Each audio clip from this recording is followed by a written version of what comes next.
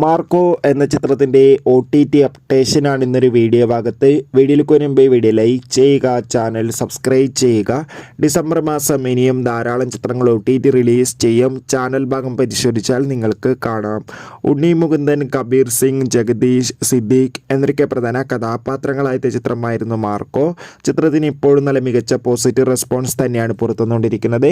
അതുകൊണ്ട് തന്നെ എല്ലാ സിനിമാ പ്രേമികളും ഒരേപോലെ മാർക്കോ എന്ന ചിത്രത്തിൻ്റെ ഓരോ ദിവസത്തെയും ഓരോ അപ്ഡേഷനും അറിയാൻ വേണ്ടി കാത്തിരിക്കുകയാണ്.